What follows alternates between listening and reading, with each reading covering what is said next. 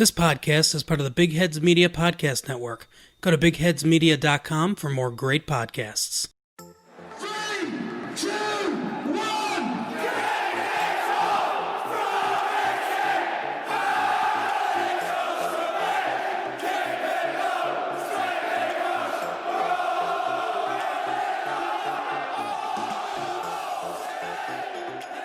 Welcome back to Canary Cast. On this week's pod, the magic of the FA Cup is well and truly in the air with Norwich into the last 16. On the flip side, we've also got an agonising defeat against Spurs to discuss. With deadline day approaching fast, we ask the question, will we see any more business from Norwich? Joining me for all this and more is Jacob Robinson. How are you, Ba?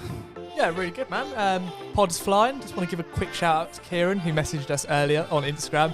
Just wanted to start out his own podcast and really looking forward to that. So, we'll wait and see. There's more to that. We'll look forward to hearing that. MC Harvey's on the ones and twos as always.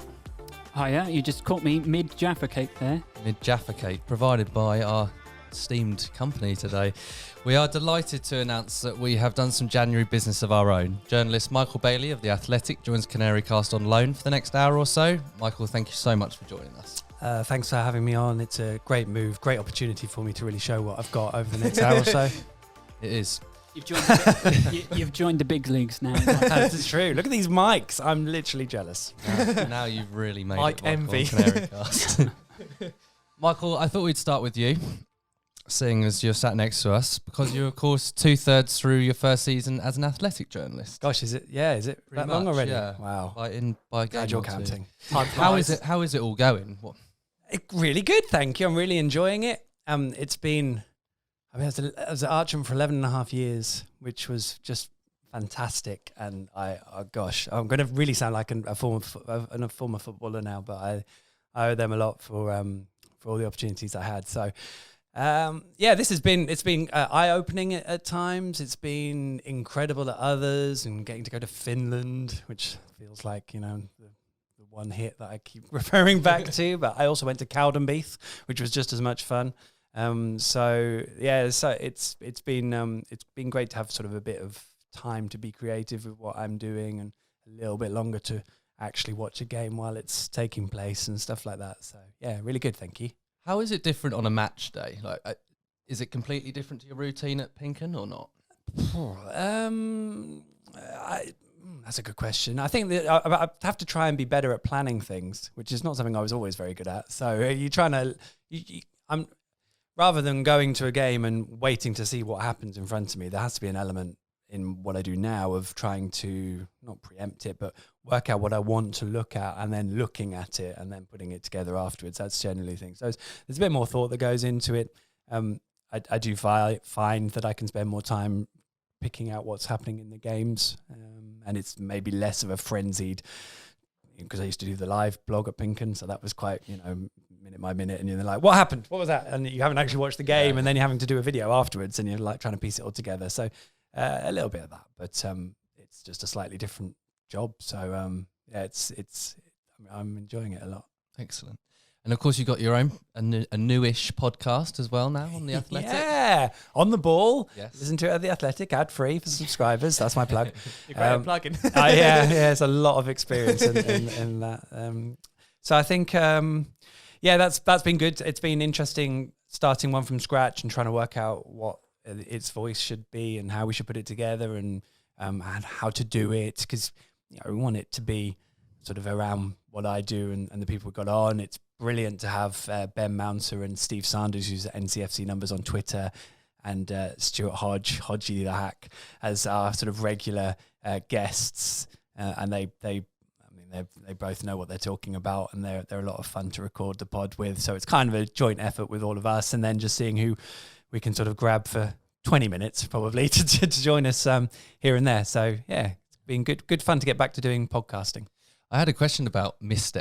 NCFC Numbers, actually. Is he actually a wizard? Like, where does he come up with all these stats? Well, what's the trade secret? He sort of emerged out of the ether from almost nothing about 2 years ago, but I can assure you there was probably about 20 years worth of work that went into his mystical spreadsheet of Norwich stuff that I have never seen.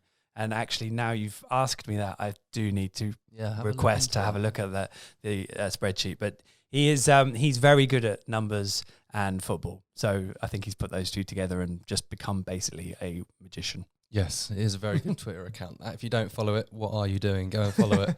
Michael, just two quick questions about your time as a Norwich correspondent, if you like. Your best memory as a Norwich reporter, correspondent? Oh, I love these questions when you throw them at me. A best memory, I think probably walking towards the mix zone at Wembley after the playoff final, because I think, having followed Norwich since I was about 5, you then sort of realise you've just covered Norwich turning up at Wembley and winning and playing really well. And it was really comfortable in such a massive game. And then you're under the mix zone, you're about to go and speak to everyone about it. And I think for me, that was kind of like, whoa. Yeah, what is that scene like? Is everyone going crazy, or are you still professional? Or So in the mix zone, which tends to be sort of tucked away in the concourse, it's all very professional. And me and Dave Freezer often joke about how weird the mix zone is. And there's probably a piece to be done at some point on all of that and so many tales. In fact, Grant Hanley said to us the other day at Spurs, actually, that the mix zone is weird because it's full of weirdos, which we took as a compliment. So yeah, and then in the press box, that which is where you're actually sitting in the stadium watching the game, you get a mix because you have the club employees who tend to be fans, or if not, they've sort of become fans, and they can get quite excited in their time. And then obviously you have an opposition who are not quite as excited.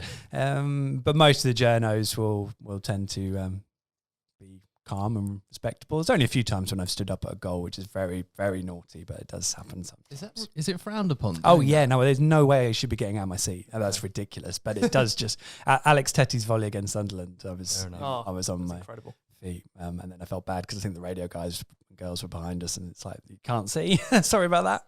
Connor said to us on the previous pod, it's actually at Carrow Road, it's quite difficult to get into the seats, apparently. Well, so... they're swinging seats, which I'm sure Connor went into in lots of detail. But so they swing in and out, and it's a sort of a 3D jigsaw puzzle to get physically into your seat. But what I would say is that it does mean that everyone in the row doesn't have to get up to let you in, which is the case in a lot of press boxes, because it's basically like a normal seat in the stand, but with a desk. So it's just a nightmare. And Spurs, state-of-the-art stadium, brand new, best stadium in the country, probably in the universe, also has swinging in and out seats, exactly the same as at Carrow Road, pretty much. So they can't be that bad if they put them in the Tottenham Hotspur stadium. Does that make Carrow Road the number 2 stadium in the UK, possibly the universe? Well, probably on press box seats, yes. Although someone did tell me that they want to rip them all out, so maybe we'll wait and see on that one. I'm glad you mentioned the shiny new Spurs stadium, because we are, of course, moving on to that. It's like I meant it. Perfect. Before we get on to the real crux of the game, I want to ask you if you got a look at the how they distribute pints on the concourse. No, really disappointingly no, because I've been wanting. Did you guys? Did anyone? I saw Darren Huckabee's video. Yeah, he did he? That's a surprise. Yeah. Yes, he was enjoying a few points, but we've got plenty to discuss this week. So let's get on to the Spurs Norwich game. Bit of a weird timing because we obviously haven't been on the air since the Spurs game, but we are having to think back what feels quite a while now. Of course, Buendia was out and Mario and all that sort of stuff. We did see Rupp make his first start though. And Jacob, what were your pre-match thoughts? Were you feeling optimistic ahead of this game? Well, obviously I had a mini breakdown when it was announced that Emmy wasn't playing. You're thinking, crikey, a player who's created 3.5 chances a game this season.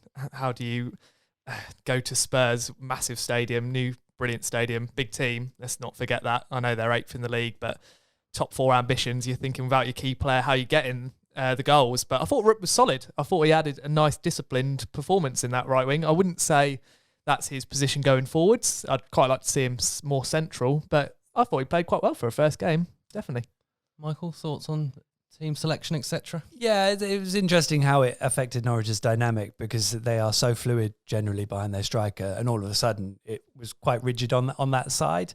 And I thought for a debut, a full debut, hasn't played a huge amount of football. He's had a few starts, but he's obviously had a big injury that he's still kind of trying to get over, really, because it takes a while once you have a serious knee injury like that. So I thought he did pretty well, actually. Lasted the pace. I kind of agree with Jacob that I'm kind of keen to see him sat in the 2 a little bit deeper. Probably not at the expense of getting rid of anyone, but it would be interesting to see him there, because I think he is probably a Farke kind of player in that role. and he does seem to use the ball quite well. He had a great chance to be, and which just deflected wide on a game of small margins. So, interesting one. And don't forget, this is a guy that's cost 400 grand and is a permanent signing. So we could rave about Andre Duda if we want, but Rupp is going to be around whichever level Norwich are at next season. Absolutely. Let's get our teeth stuck into the game itself. Plenty of chances for both teams really in the game. The first one that springs to mind is that Lamela shot that Krul parries away. Yeah, again, I think in the first half parts we were slightly sloppy on the ball. Not fearful. It wasn't Manchester United style where the ball was kept being given away. But yeah, I think we led to Spurs opportunities more than them cutting us open. Lamela, decent effort, but yeah, a comfortable save for Timmy Krul. Yeah, and then first of a few chances falls to Timu Pukki, Michael. Intricate little 1-2 on the edge of the area. Are we expecting more from Timu there? Yes. I don't know why he... he's not really a finisher who tends to go for power anyway, but I'm not convinced he made any kind of true contact with that shot. And there was one in the second half later on where he sort of side-footed it from 20 yards, and you're like... So I don't know if he's... by all accounts, he's not really still struggling with his toe, but it's hard to work out whether it's confidence or... because he took his penalty so well, and I'm wishing spoiler alert. But so it's really unusual to see Timu get a chance like that and not actually hit the target at all, because that's difficult, I guess, when you're a striker who you in a team it's a curious team obviously, because they're creating a lot of chances, but it seems like the clear-cut ones only come by infrequently, and then when they do come, they're gone before you know it. And even for someone like Timu who plays at the level he does. That was a big miss, and it would have been really interesting to see Norwich if they'd have led in that game, because Spurs started really well. They had such a high tempo, and Norwich sort of, as you said, Jacob, sort of struggled to get on top of that at times and would give the ball back. But as the game went on, they really grew into it, and they were incredibly fortunate to get their winning goal. And so there was a lot of promise from it, really, in terms of the way Norwich handled it in general. Yeah, let's quickly go over the goals. Jake, we'll come to you first. The Dele Alli goal, first half, quite a nice, a well-worked goal in the end. Todd, yeah, you say nice. I'd say Todd was slightly sloppy there. You forgive him because he's been incredible this season, and you do get that the way we play in terms of giving the ball away. And yeah, comes to Aurier, my favourite player of all time.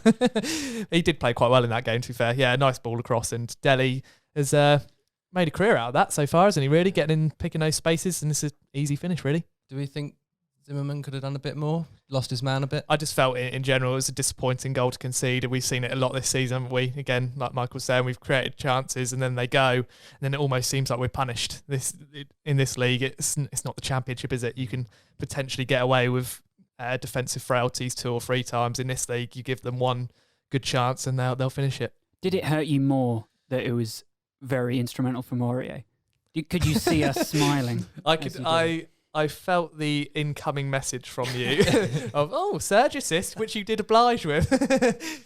Power surge. Yes, it was a disappointing one. I was more frustrated that we conceded, but yeah. Certainly was. Michael, frustrated with Cantwell a bit there in that one? Yeah, it's a harsh one. I thought he was closed down really well. Ideally, you don't want him to lose the ball there, but I thought actually the work that Todd put in that night was excellent. So that is what you're going to get with Norwich this season, and what we have got, because they're young players, they're learning to play at this level. However talented they are, that is going to happen. But it's really interesting. I really enjoy watching the goal, because I think the ball in and the finish and Ali's movement over the space of about 3 yards is it's just like, wow, bang, bang, such clinical. And that is, of course, something you don't get at other levels, and probably don't get in the latter half of the Premier League either. Zimmerman just loses his footing, I think, which is probably costly. But again, it's like one slip of the foot, and all of a sudden you're 1-0 down. So fair play to Spurs, because it was a brilliantly taken goal, I thought. Yeah, fine margins at this level, certainly. So City go into the break 1-0 down, come back out for the first half, and the first real sort of talking point was, is Cantwell lucky to be on the pitch? Because he sort of leaves a foot in on... I can't actually remember who it was, but he left a foot in. Is it Lamela? Yes, I believe it was. Lamela. Yeah, Lamela. As I think Daniel said after the game, he's never seen Todd tackle. So, the more they replayed it, I thought they were going to give it as a red. I personally didn't think it was a red card. I don't think there was any malice in it. But do you disagree with me, Joe? I think he had ample time to move his foot out of the way of Lamella. Why did he slide in with his studs up bizarre, all the isn't it? And then time? And it stay was there. like, I mean, I guess he maybe tried to sort of. I'm trying to think of when I played football, which is obviously not really comparable, but you just sort of leave your foot dangling, but maybe you're trying to pull it out, and everything looks worse in slow motion, obviously. I mean, there was a big old rumpus when it happened, and as soon as you start seeing they're like the replays of doom now, aren't they? It's like, whoa, what's going to happen? What's going on? So he probably could have gone, to be honest, but I think it was sensible that he didn't in the context of all that the tackle was. It's not a Ben Godfrey clear and obvious, is it, really? No. I wanted to talk about, well, we've already spoken about Cantwell, but I want to speak about him more sort of on the ball and also include Andre Duda in that, because I think there were some real nice passages of play, sort of working the ball from one side of the penalty box to the other, or slipping in Timu, or etc. Generally, them two were a real problem for Spurs. Yeah, I like Andre's really interesting player because he moves really well. He's very very mobile, but he seems to take up very intelligent positions and is linking the ball well. He was actually quite quiet in a lot of the game against Spurs, but I didn't mind that because when he did pop up, he generally created something, and he was at the heart of Norwich's best moments, certainly in starting them. And in that regard, they didn't really miss Emi Buendia, which is a big statement because Emi's created like a quarter of Norwich's chances this season, which is just ridiculous. So I think there's real promise there. And the more they play with each other, the more they will know where each other will be and how to move around that. The way Todd created that chance in the first half for Teemu was wonderful. And I mean, I still watch him now, and just the level he has improved on from probably the start of the season. He was nowhere near this level last year when he came in, and the pressure when he came in later in the season and replaced Emi. You could just, you could see that even though he wasn't doing badly at all, it was just short of Emi's level. You wouldn't see that now, I don't think. And that says so much for him. It'll be fascinating how his career kicks on from here. Talking of Emi Buendia, and it's a contentious subject here. Oh, yeah, Michael, you might not have heard of this. I'm going to say this before Harvey Yeah, does. please. Joe, I wasn't here on this podcast, so Joe asked Harvey, how much is Emi Buendia worth? And this, in context, was probably the start of December, so probably before he went on to a good level in games. Harvey, do you want to say, Harvey, how much you rated him? I gave him a rating of around £5 million. And I For an hour loan. it's a contentious issue, and I had to make a very public apology about it, and surprising amount of uproar about it. But a contentious issue. How much would you value Emi Buendia at if he was to go in this window? So in general, it's been fascinating. Like probably since Christmas, the question that I've been asked a lot, but also that I keep thinking about in my head, because obviously all I think about is football all the time, is who are Norwich going to sell? How much are they going to sell them for? How much would they sell them for? How much would the team wanting to buy them offer? How much do they think he's? I don't know. So Emi Buendia, if you'd have had that conversation with people at the club before, or maybe last summer, or maybe before Norwich got promoted, actually, they'd have probably said, look, we hope he's going to kick on, do amazingly in the Premier League and be Norwich City's first 40, 50 million quid player. He definitely has it in him. And he hasn't scored a goal this season, which is like, and you're like, okay, so he's playing in an attacking midfield role. He's creating a huge amount of chances by the way, Norwich aren't taking that many of them, and he's not scoring himself. And it's like, a lot of the times he's creating these, like the run against, which was the run against Bournemouth? Yeah. So he's just such a critical chance, and he couldn't take it. Michael Cox has written something on The Athletic, by the way, about the players who've had loads of shots and not scored this season, and he's in there. It's worth a read, definitely. So Is that the one black mark that is preventing him becoming the first Norwich 40 to 50 million player? Well, he's so talented and got so much going for him that, again, it will depend on who the club is and how much they really want to pay to secure his services. And as I said, Norwich don't really want to countenance selling anyone in January, so the wider perception will be that they will be cheaper if Norwich are relegated in the summer. But are they? I don't know. James Maddison, 20 million quid, hadn't played a Premier League game, and Norwich have got that benchmark. So yes, if I was a Premier League club, Norwich have been relegated. It's like we're Aston Villa. We've somehow survived, even though we're pretty bang average. And it's like, oh well, we want Emi Buendia to kick on. They would probably go, yeah, but we're not going to offer you 40 million quid because he didn't score a goal last year. So that's the thinking. Whereas we'd be sitting here thinking, come on, look at him, he's football heaven. Yeah. So it's a fascinating one, and these conversations, they're the ones that people have in football as well. It's brilliant. They're having the same thing, only they're doing it in the positions where they actually make the decisions. So it will be really interesting what someone wants to offer, and then what Norwich would agree to. So you're saying probably a bit higher than £5 million? I think 5 million might get you a coffee to discuss the matter. Yeah. I think it might depend on, like, Jude Bellingham from Birmingham linked with United, 30 million. For a 16-year-old who's not even played a season in the Championship. I bet Stuart Webber will be looking at those kind of deals and saying, well, his price 30 mil, Emmy, yeah, different ballpark. 100%. And that's what I've tried to unpick that at times, because obviously Ben Godfrey, everyone kind of looks at the money that people like Adam Webster maybe went for, or who's the other one? Harry Maguire, I suppose, at the very top end, but then who's underneath that, and where does Ben Godfrey fit in between those?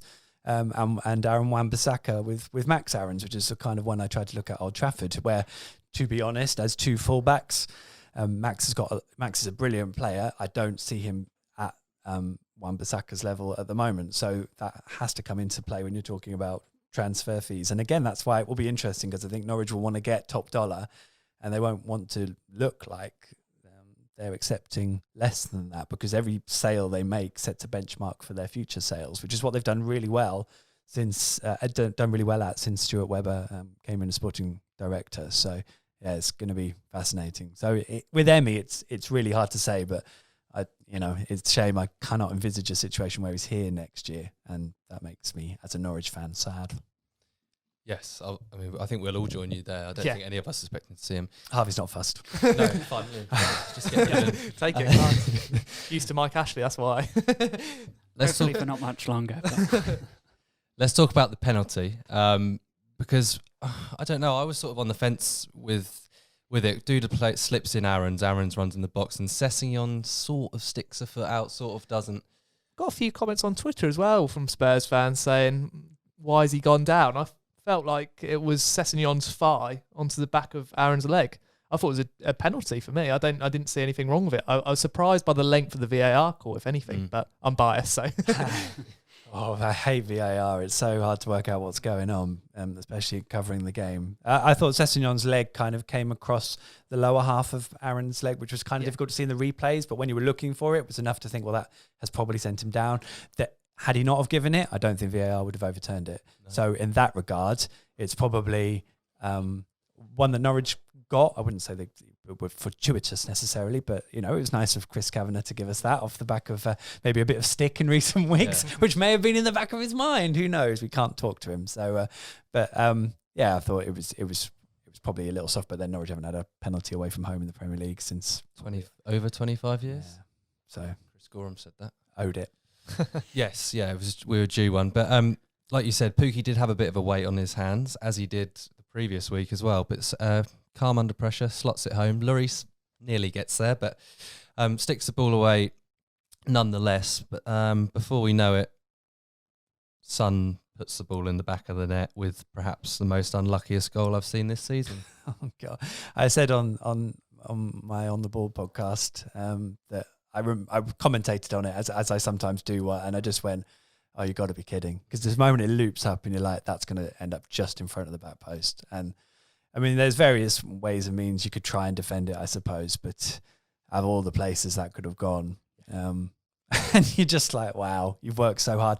It does kind of filter into this feeling I had all throughout the game in the first half and then in the second, that whenever Norwich were level, I never felt like they were still going to be level by the end of the half, and that's probably residual from how the season's gone. But I also think that's a niggling mentality issue that does really bug me, and it comes from losing so many leads. And although you speak to the players afterwards and you're like, "By the way, lads, I kind of thought you weren't going to hang on. How did it feel like?" And they were like, no, we've still got that belief, but it's just a bit, that sort of 1% that they'll probably never say, and it's hard to know unless you're them, really. Yeah, absolutely. There we have it. Lost 2-1 at Spurs. Another good performance, but nothing to show for it. I just wanted to discuss a couple of players that we haven't already mentioned. I thought Tete was actually quite good, especially on the ball, considering it's Alex Tete, especially in the first half. I thought he was always looking for passes. You know, he played his short, simple passes, but he was always looking to receive the ball, and actually he was found further up the pitch than usual at times.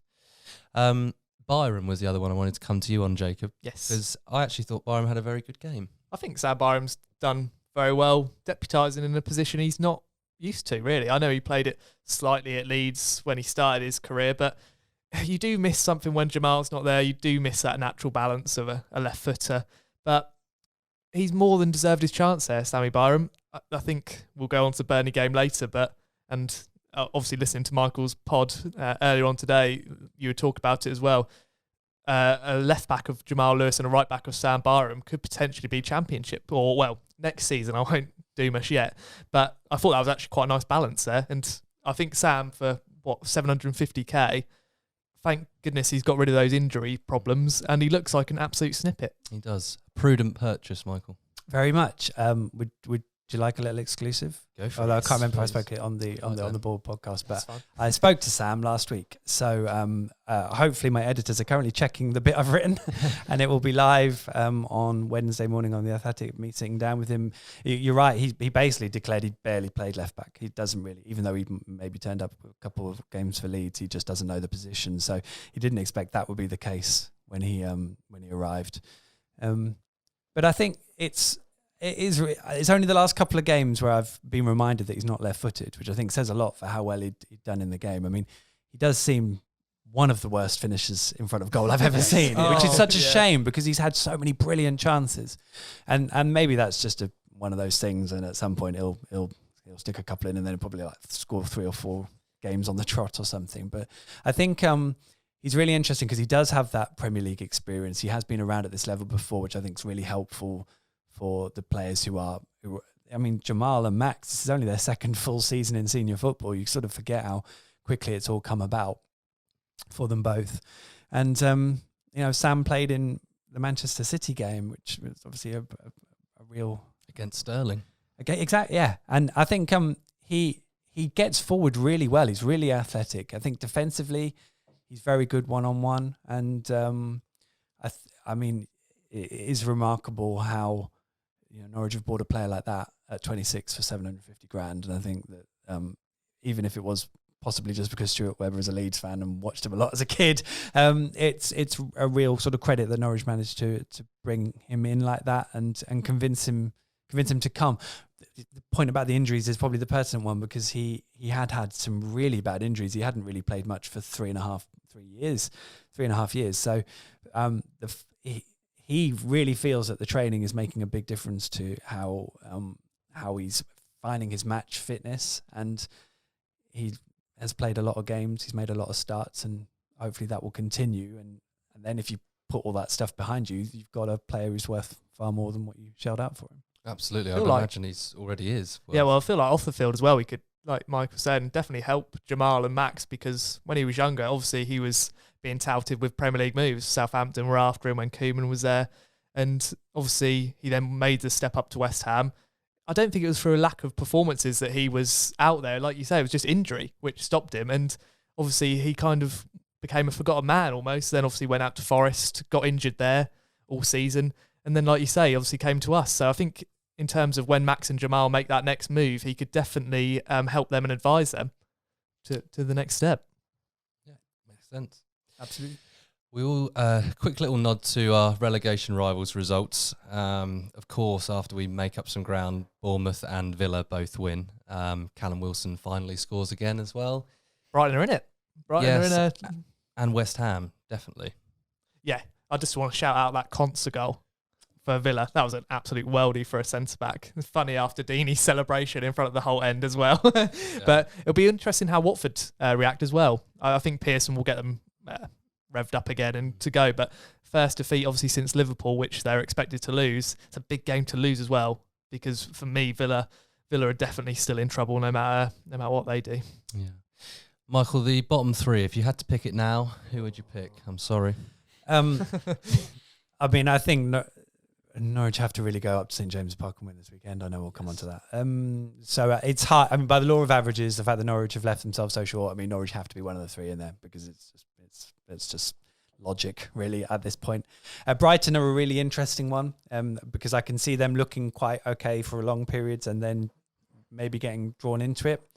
They are the only side I haven't seen play this season as well, so maybe that affects it, as in live. I think Bournemouth. It's probably Bournemouth and probably West Ham, actually.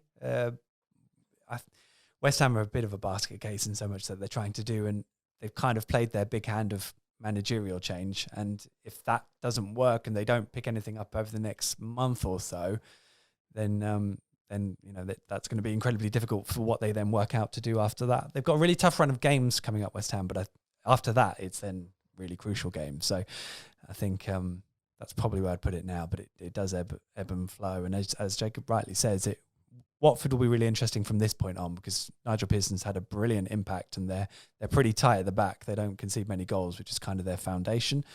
But losing 2 goals quite late on in a game like that and a big game as well, it does have an impact. So yeah, we'll see. It certainly does. Let's speak about something a bit more enjoyable. A FA Cup win, a very rare FA Cup win. Norwich winning 2-1 at Turf Moor. Rare? It's the second one in weeks. Yes. Amazing. This season. That NCFC numbers stat as well, the one that you enjoyed on your pod, the 98 years where we've won more in the FA Cup than in the league. It's a brilliant stat initially, and then you think about it and you're like, oh dear. Yeah. Depressing, yeah. That's the positives. Yes, a few positives. Quickly the team, because we got a few players rested. Krul rested, Aaron's rested. Vrancic back in the team. A fairly rare turnout for Marco Stiepermann these days. Hernandez, Drumic. Yep. Perfect. Perfect, Joe. Rupp on the right again. And of course, we saw Robbie Brady again, turning out for Burnley this time. Michael, your general thoughts on the game? Yeah, generally it was very positive. I got the impression from the start to pretty much the finish that Norwich wanted a positive result more than Burnley. I think it was really important that they got themselves ahead because neither team wanted a draw. I think it would have been quite fun if we got to 0-0 with 10 minutes to go. I think we'd have seen some shenanigans in terms of just go for it and see what happens. So there were some good performances and really encouraging ones for the rest of the season going forward. I felt a bit harsh maybe on Josip Drumic and how many chances he missed, but actually the way he linked up and we just need to see much more of that because we haven't seen anything like that in the Premier League, even though we scored a consolation obviously at Villa and things like that, and actually came close to scoring at West Ham. So there's a few bits there, but we just need to see him more, which probably is more of an issue with Daniel Farke's substitutions than anything, in truth. But so that was encouraging. As Jacob mentioned, the balance between the fullbacks was really good. I thought Norwich were really professional. They moved the ball around really well. I think they feel like they dealt with Burnley's press much better than they did back in September. I would argue that Burnley didn't really press and didn't really look that fussed, to be honest, especially in the opening exchanges. They were sort of had their moments going forwards, but it was a very different performance from the opening 20 minutes of intensity earlier in the season in the Premier League. And there were some people I thought didn't quite grab the opportunity. Marco did a lot of good stuff in the build-ups, but again, I think it's a confidence and belief issue now. He's just not quite finding the right pass or giving the ball away, or he was very unlucky not to score because it was a corner and it was a tackle, but I don't know how much it actually knocked the ball off its trajectory. You couldn't really tell. And now Hernandez did okay. He forced one good save from Joe Hart, but again, it just felt like maybe it would have been nice to have seen a bit more from him. So, but plenty of food for thought, given we obviously will probably see a return to the team as was at Newcastle. Yeah. Jacob, I wanted to come to you about Ralph Fearman because he pulled off an absolute worldie of a save early on, point blank. Well, yeah, he hasn't played since September, has he, against Palace? And that was 21 minutes. And I think it was quite clear he had an injury even before that game started, really. And yeah, it was a great save from Rodriguez, wasn't it? Wood ball in. And I was interested to see how he's going to play. I watched him again in pre-season at home to Atalanta, and he was flapping at everything. The ball distribution wasn't great. And I'm thinking, is this a keeper who can do anything for Norwich? I think he's actually been a great signing simply because the Tim Krul has just flown under that competition, no matter how tight that is actually between them two. But yeah, I thought there was only one issue with him when that Burnley corner came in, Tarkovsky off the bar. He was in a bit of no man's land. But apart from that, yeah, assured performance. Absolutely. Michael, talk to me about Mario Vrancic. What would you like to know about Mario Vrancic? Two things. First, his performance, and secondly, the conversation you had with him afterwards. I love Mario. He's brilliant. I thought he played very well. I think people pick up on his athleticism and maybe how, because he's very slight and worry about that. But actually, he's probably, you have to give him a bit more credit than that. I think he is stronger. I don't, whether he's quick enough is maybe a different aspect in terms of Premier League level, and they do have a physical build to match the pace they can move at. But Mario's use of the football is as good as pretty much anyone, I would say. And he does bring, I remember watching the first half, second half on Saturday, and just thinking he really does bring something different. I mean, it's a bit easier when the opposition is standing off him a little bit. But if Norwich are playing well and using the ball well, he just comes to the fore. And, the goal that should have been against Tottenham, that his assist is just an incredible piece of vision, and he does that. And there's not many people in the midfield, as good as they are technically, that can do what Mario does from deep and from distance. So it's sometimes hard to get him in, but I would probably always try to get him in. I think he's been a bit unfortunate with injuries, but then I don't know if it's always injuries. Yeah. Do you think it's fair to say Vrancic has now surpassed Mo Leitner in terms of who gets the nod first? Yes, I think that's obviously been clear. Basically, because Mo Leitner has made room for Mario from the moment Mario's been fit, which is interesting because obviously Mo was kind of a go-to guy for Farke in his earlier time in his reign when he came in, and we all saw Moritz looked a class above in terms of what Norwich were trying to do. Norwich's style is kind of adapted and evolved since then, and I think that's what makes the first exchanges of this season quite interesting, because Moritz was playing, but he was quite peripheral. He was sort of neat and tidy, but I wouldn't have said, I was looking at it thinking, oh, you're just leaving me thinking there should be more coming from you. And then when Mario was fit, he came in and probably just brought that little bit extra, whilst also allowing Norwich to keep ticking over. And it is interesting because last season, Mario came on a lot from the bench, but wasn't always trusted with starts.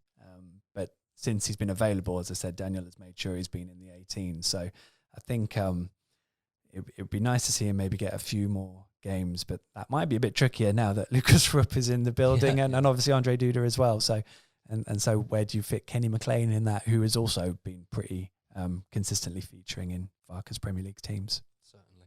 Jake, I want to come to you about the Hanley goal, because you almost called it, didn't you? Almost. Well, yeah, we did. Literally, what was it, like 2-3 minutes before, there was a good picture from Norwich Twitter, and it was like Hanley pulling a proper Hanley face, and we were saying how much he was born for Burnley away, like those long balls, Sean Dyche, and then he goes and scores. I think he's been actually maybe controversial, but Norwich's best centre-half this season. Oh, this season? Yep. Oh, yeah, that is controversial. Go for it. Since Hanley's been back in, I think he's been solid. Zimmerman has struggled. I think that injury has, a disruption of the pre-season has not helped him.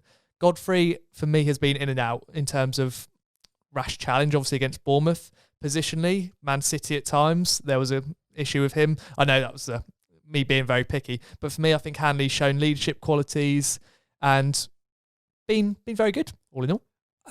The interesting point with that probably is splitting the two Grant Hanleys we've seen this season, because I think there were issues, possibly you just kept getting left for dead, to be honest. In the opening weeks of the season, it looked like I couldn't cope with the level of striker he was coming up against. But as we now know, he had a groin issue, which only got rectified once he finally came out of the team.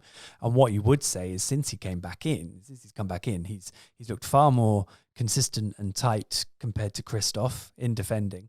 I think they both bring a real element of leadership to the team, and for that point, they're both quite crucial. I do kind of feel that as soon as Ben Godfrey is back, he'll come straight back in, and I probably feel it'll be for Hanley. I think Daniel just prefers him, but that would be harsh on Grant, as it was against Bournemouth, because I would say he's been Norwich's best centre back since he came back into the team Since December. Yeah, which and they're extending the argument is fair because he's over his injuries now, and then you probably can disregard the start of the season. So actually, Jacob, I'm agreeing with you after all that. Yes. Full circle. Harvey, clip that up. That's going on my CV. Let's talk about the Drmic goal, because a Lucas Rupp assist. Yeah, not Mario's. No. No, poor old Mario. It was a good effort, actually, wasn't it? Almost, Yeah, it was inventive, wasn't it? almost tipped on a lovely ball in from Mario, and Josip knew where the goal was. Yeah, born to score. There's no tomorrow, remember? Right. Peter's goal, because actually that was quite a nice finish. Mario's second assist. Yeah. Oh, don't. We did have enough chances to clear it, I think, just before they scored, especially Mario, but there were one or two others as well. But a really nice finish. That was a lovely finish. He took it very well, given too much space. And there were two players who turned their back on the shot, which I didn't really like. You'll notice this with Lucas Rupp. He doesn't stand up in front of a shot. He sort of wafts a leg out. He'd be like me as a footballer. So I'd like him not to do that. But he took it very well. He did indeed. And then to finish off, Jacob, that Pookie chance right at the end. Just cut inside. Yeah, good save from Hart. Well, you're not looking at me too... Pookie sitter? He was fresh off the bench. I think he probably was a bit rusty, but I thought he should have hit it a bit harder. But we won anyway. We're into the last 16, and we now know that we've got either Southampton or Spurs away. Jacob, if you could pick one. Not Spurs. I've been to the Spurs stadium. It's lovely. No one's going to Southampton away, are they? Yeah. Except for Michael. If they go. Yeah, I'll be there. Yeah, thanks for that. Yeah. I'm guessing, Midweek, brilliant. I'm guessing you'd rather go to the new Spurs stadium, Michael. Yeah, I'm not that fussed. We You've were seen them all all praying now. for a home game, weren't we? Let's be Yeah, honest. I think that's the thing. A absolutely. midweek away, midweek game like that under the floodlights at Carrow Road would have been quite special, I think. Maybe, and there are no replays, are there, at this level either? So I won't even get that. Yeah, Damn it. I would argue that Southampton would be the better one to go to. the easier game. That's your point. Do you think an FA Cup run might actually help league chances as well in a roundabout way? I know it's more games, but for confidence, a bit of a run in the cup can do more than a few wins in the league in terms of confidence. I mean, personally, if the fixture was in the next 2 weeks, then yeah, perhaps. But I think it's not until March. So Yeah, first week of March. probably too late by that point. I think we're probably at the point now where if it is going to have a positive effect, then it needs to be now. So we'll probably answer that question with hindsight after Newcastle, because it should do. The two teams they've put together in the FA Cup games have played well. They've dealt with what they've needed to, and if they're not coming back off that, just feeling a bit better than themselves, they haven't been playing badly for a number of weeks. So yeah, but it's now or never really. They have to deliver that with some results in the Premier League. It's interesting that because the players that have come in the FA Cup have done really well. Do you see any of them getting a nod for a league game? Yeah, that's a great question. No, it's probably my answer. Because Norwich have been playing quite well in the Premier League, I think it would be tough, probably off the back of the Spurs game, to dip anyone out unnecessarily. But there are a few selection issues, I think. I mean, I would probably rather see Mario play than Kenny. I think if Emmy's fit, then he probably comes in for Lucas. But then maybe Farke would want to drop Rupp into one of those deeper roles. I don't know. I'd be surprised if he did that ahead of Mario.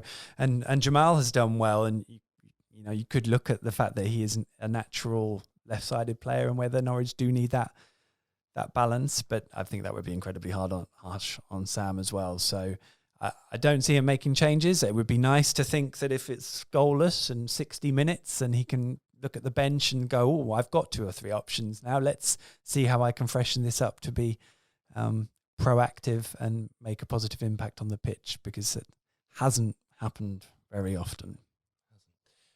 There's a bit of a debate going on all the social platforms at the minute. Would you rather get relegated and win the FA Cup, or at least get to the final, or stay in the Premier League? Jacob, just quickly.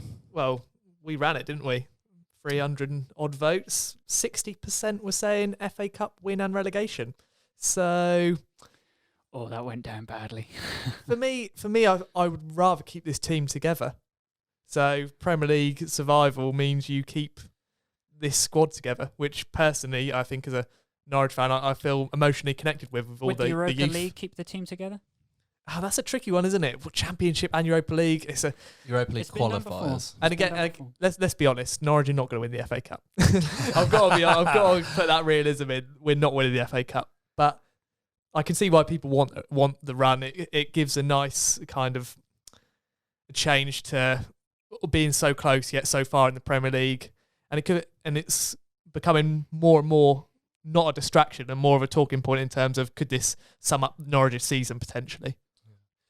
Michael? I completely Similar. agree. I mean, I think in terms of supporters, you want the experience because they're your club. You're going to be around forever following the fortunes. It would be an incredible story given they've never got past the semi-finals and only been in those twice, isn't it, in the FA Cup in their history. So, yeah, it would be a huge moment in the football club if they did anything like that would surpass anything else. But certainly the journalist in me, you just want Norwich to be able to build on what they've got as a team. All too often I've followed Norwich and just at the point where you think they could do something and build something, it tends to get broken up. That will be one of the more galling bits about the summer if that actually happens. So I would much rather stay up and see what would happen then if Norwich could build on what they're doing. But hey, FA Cup win, that'd be good. Yeah, it certainly would be great. Right, let's move on and preview the Newcastle game, which we're now terming the Canary Cast derby. Lord. Harvey, I hope you're very upset come Saturday evening. I'm pretty upset now, to be perfectly honest.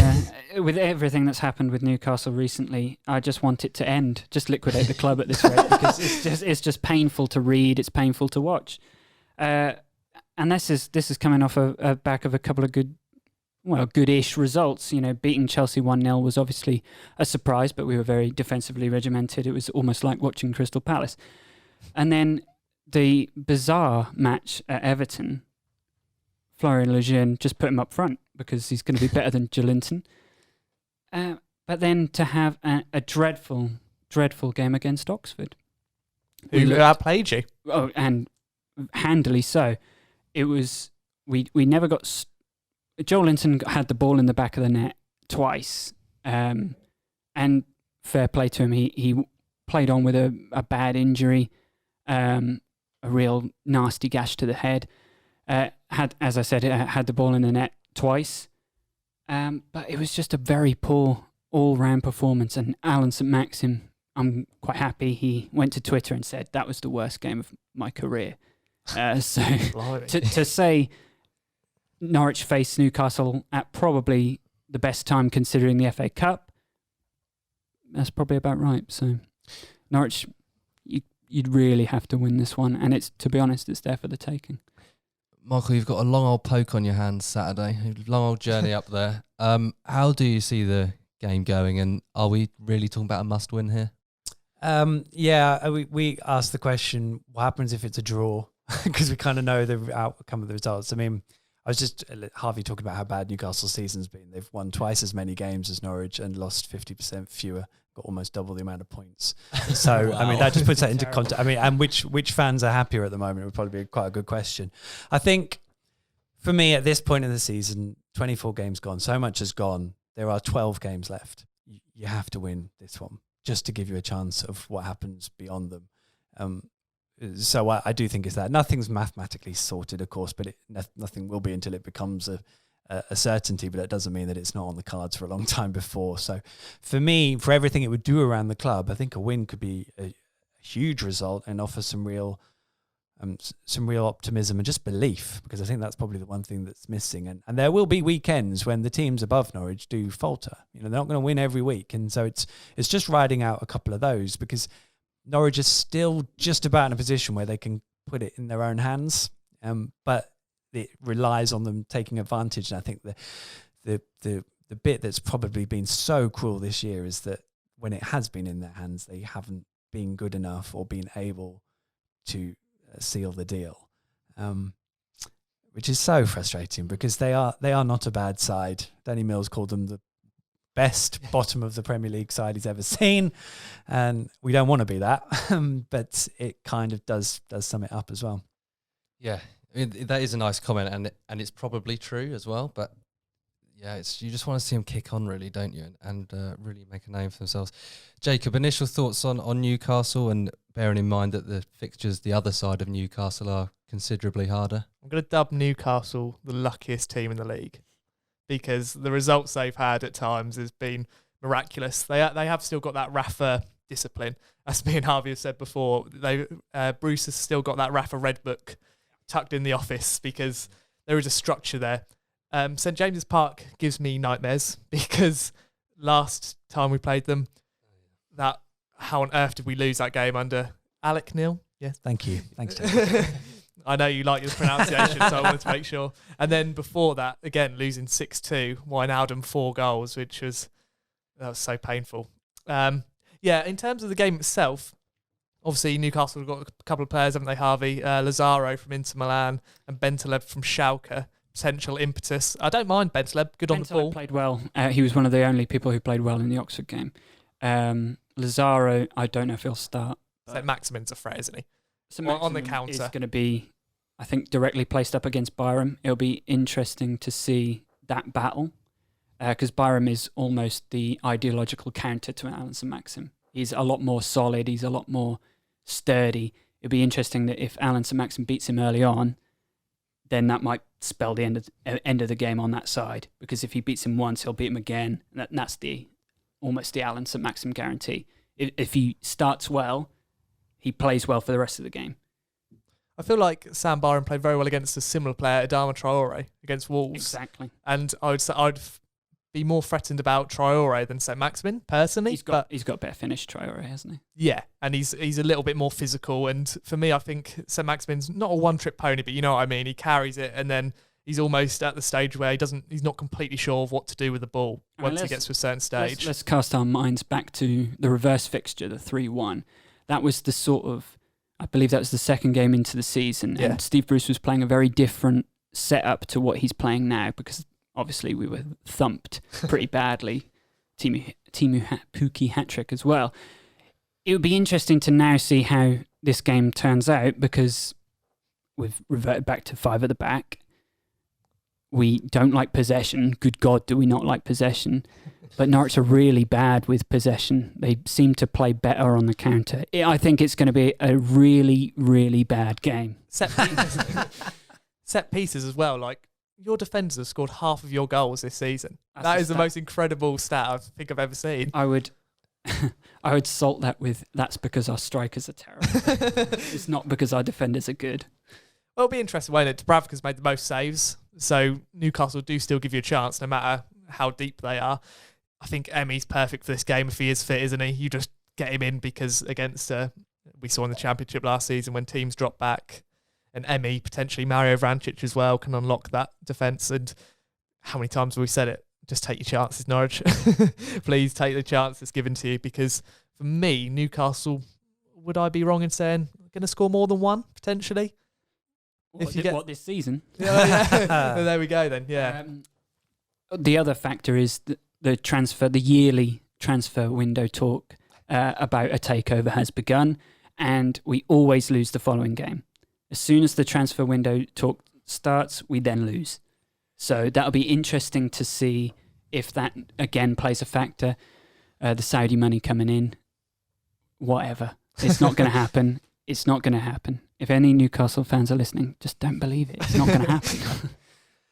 Michael, how many points do you think we'll be coming home with Saturday? On Saturday? They're going to win, aren't they? Norwich will win.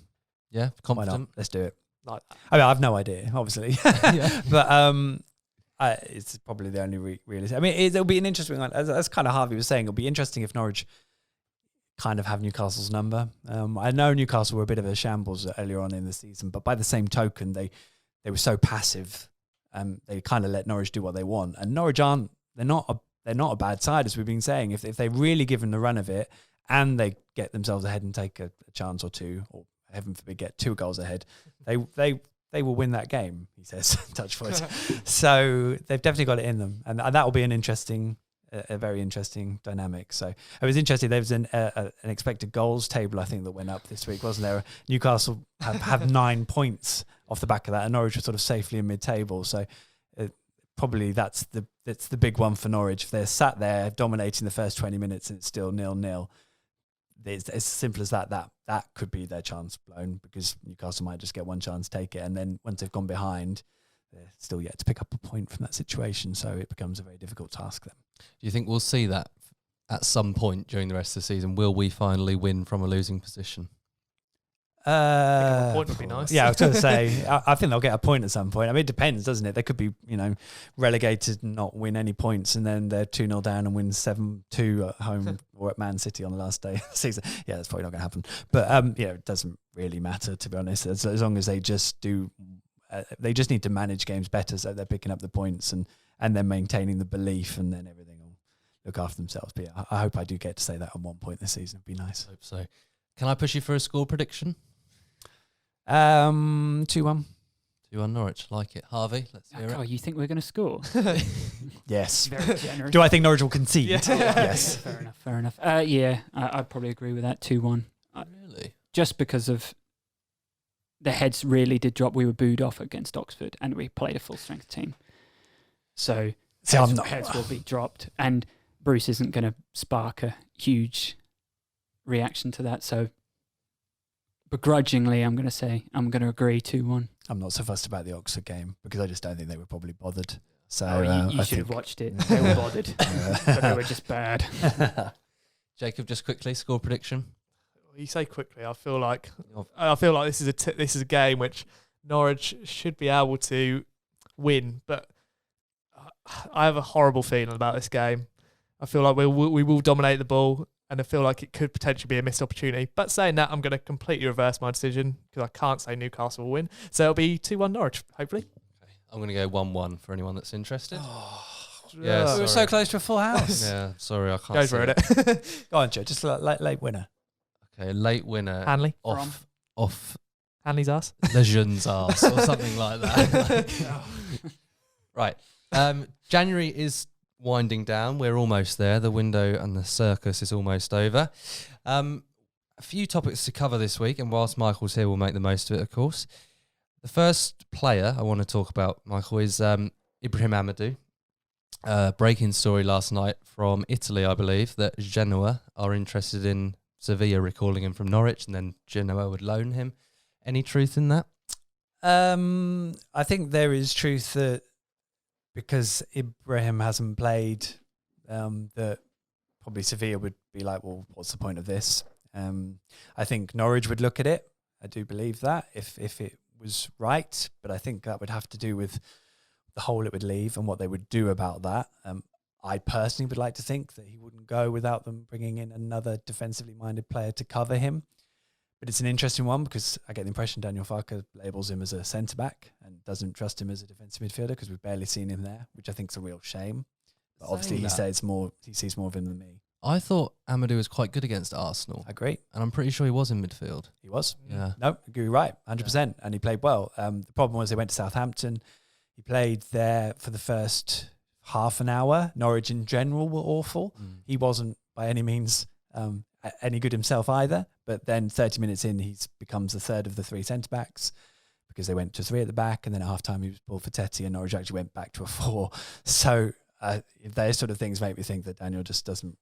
First reason to sort of doubt him back at DM, he changed it again. So that's a shame, really, because I think they were quite excited about him when he came in, and I've seen bits that are really exciting. He gets up and down the pitch really well. He's really athletic. He's different to what they've got, but then maybe technically he's therefore not quite good enough with the ball. And it took probably a year of working under Farke for Alex Teti to get to the level that he really wanted. So you can kind of see it. So it's a tricky one. I wouldn't want to see Ibra leave without there being some sort of way of working around that, but I'm not making the decision, so we will see. Jacob, any thoughts on Amadou? Yeah, like Michael said, I think it's a surprise he's not good on the ball considering he's from La Liga. Your assumption would be if Sevilla are paying good money for him at the time that he would be decent enough on the ball. They're obviously not too interested in him coming back in terms of if they want to loan him again. Obviously, we have if we stay up, we can buy him for a certain amount of money. Yeah, for me, I thought he's very good against Arsenal. That block obviously was incredible at the end from the Torreira shot.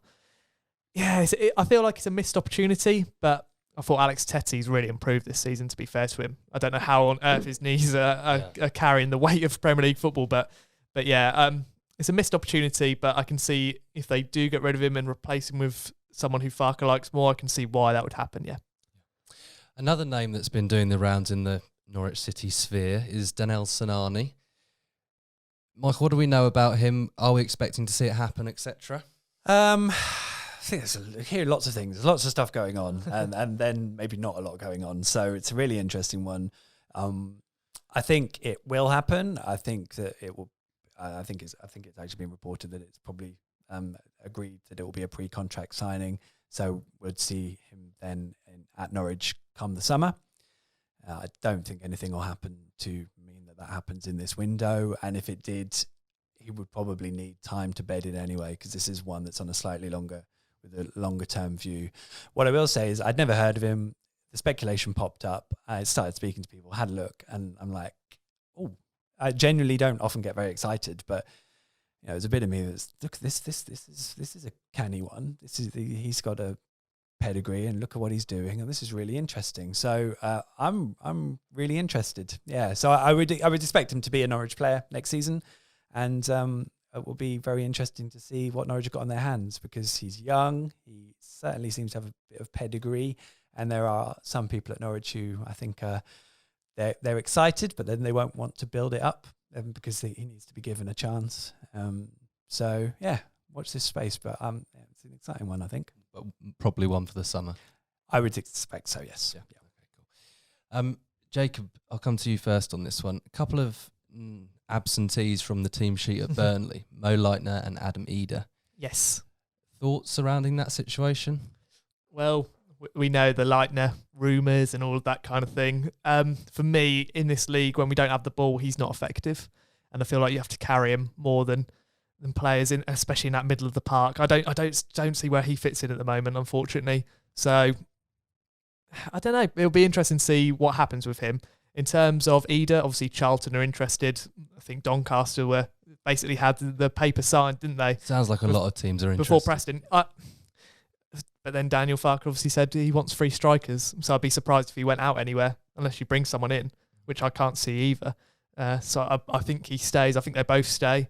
In terms of Sinani, I'm already sold. 4 goals, 1 assist in 5 games in the Europa League. So must be good. Yeah, he must be. 2 goals against Sevilla. You know, he's left-footed, offers something different on the wing, and why not?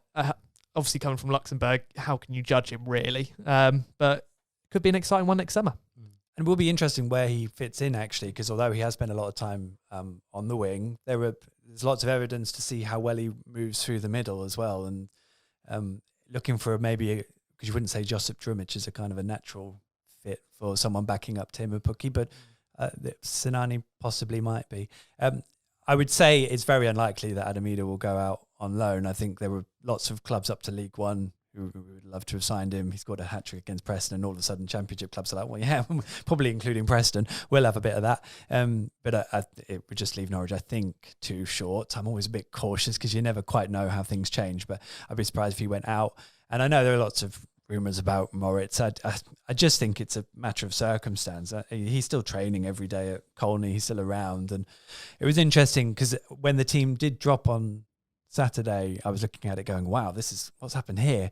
But then Daniel did kind of explain it. He was like, look, I wanted to go really strong, and this is the same squad I named for the last Premier League game. So what's the big deal? And you're kind of like, well, yeah, right, fair enough. Now you've explained that. So it's probably no more than that. I wouldn't expect anyone to go anywhere over the next few days, he said. Touch wood.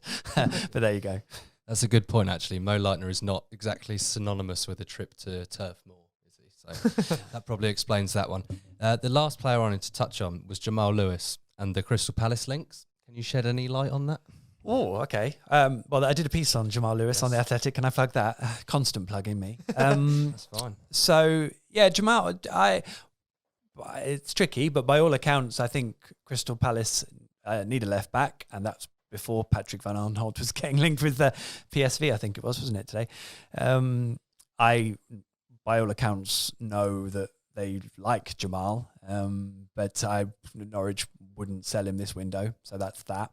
And of course, then we are where we are in the summer with all we've really spoken about before. How much would they want him for? I mean, it makes me laugh when Spurs are talking about, they might up their interest in Max Aarons to £15 million. It's like, well, keep going. And again, I don't know where Palace would stand. I can't see them shelling out a lot of money for someone who's a full Northern Ireland international. And it'll be an interesting one with Jamal, because he might not feel he's had the chance to prove himself in the Premier League, but then he started off the season really well and had a few sort of injury and fitness issues towards the end of his run. So I do kind of hope he gets another run in the team. It's just hard how that comes about. But I hope he hangs around, because I think he's a cracking player for Norwich to have.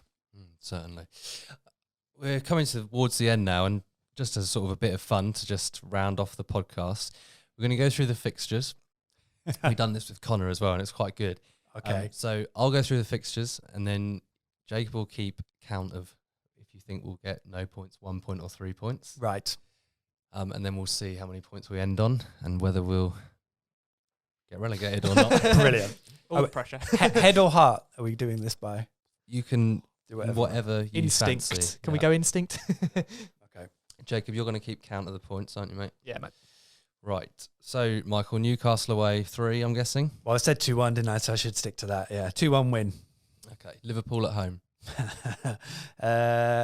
Again, that their head is saying that Norwich will somehow win this and then Liverpool's unbeaten run, but that's just ridiculous. So 3-0 Liverpool. So, Wolves away. Wolves are one of the best teams in this division, I think. So, but that's the sort of place Norwich could pick up a silly result, but they need to be playing better. So I think they'll probably lose 2-0. Okay. Leicester at home. I think Leicester are a little bit more vulnerable than they look. I think that's the sort of the game Norwich could win. I don't even know why I'm saying that. So let's say 3-2. 3-2 Norwich win. Nice. Sheffield United away. I think Norwich will lose that. Yeah. Sheffield United Agreed. are just what they are, aren't they? And Annoyingly good. every logical reason and argument I have for Norwich this season and their difficulties is undermined by Sheffield United. So they're not my. I'm not their biggest fans at the moment. But what a job! So Norwich probably go and lose 1-0 to a John Egan header from a set piece after 2 minutes. Okay. Southampton at home. See, they've done so well recently, haven't they? I don't know how long. I'm probably taking too long over this, aren't I? All the time in the world. And they might. When is that game? It is the 14th of March. So that's going to be like 10 days after they possibly play them in the cup, then. Yes, as well. It is, yeah. 9 So days. would you take a cup defeat and a league win? That's the big question. We'll probably talk about that for weeks beforehand. So I think Norwich could. Well, there's probably be like a 2-2 draw, which would be a crushing droppage of 2 points, Especially after those tougher fixtures as well. Everton at home.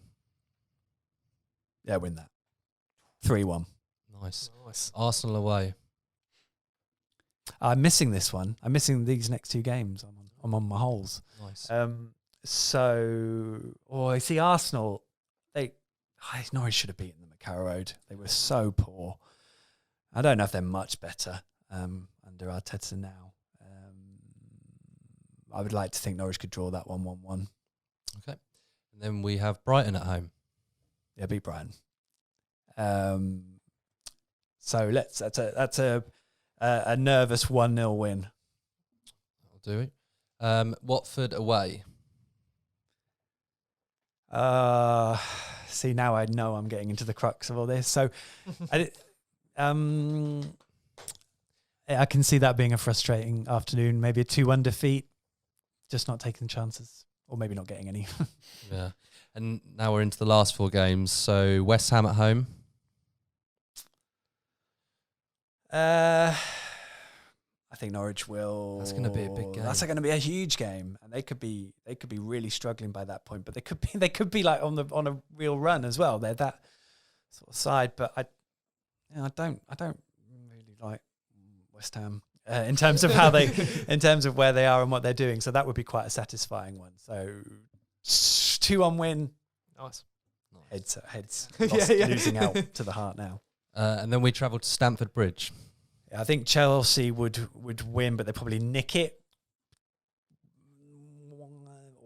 1-0. Even with their transfer window they've had, where they've finally I had think the window released and they haven't signed anyone anyway. True, but then they probably weren't planning on anyway until the transfer embargo got lifted. But all the rumours, I think I see a team depleted.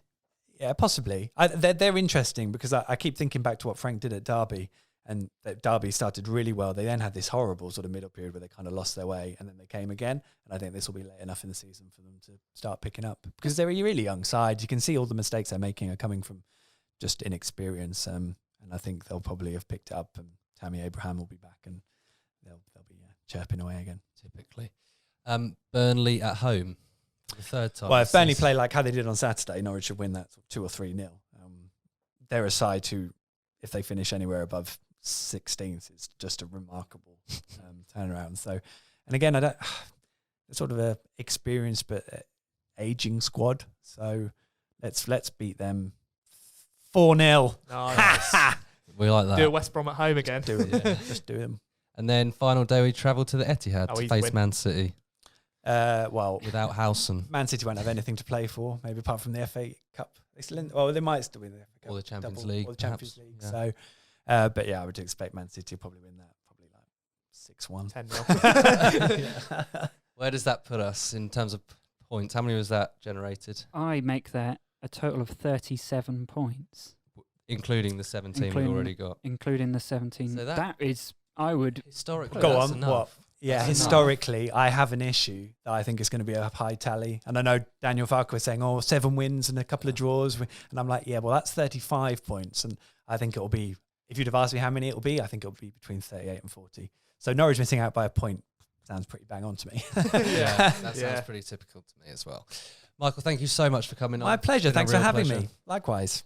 And thanks for listening. Please do like and subscribe and all that good stuff. Green Heart on Spotify. Give it a like on SoundCloud. You can do a little retweet on Twitter as well. That'd be amazing. Any more plugs, Michael, before we go? No, but yes. All the stuff I write is at The Athletic.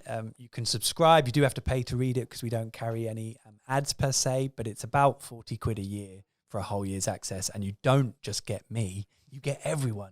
And they are phenomenal writers. So if you like football, and I know it won't be for everyone, but if you like football, you like reading about the stories, then I would definitely have a look at The Athletic. I'll vouch for it. It's worth the money. Definitely. 100%.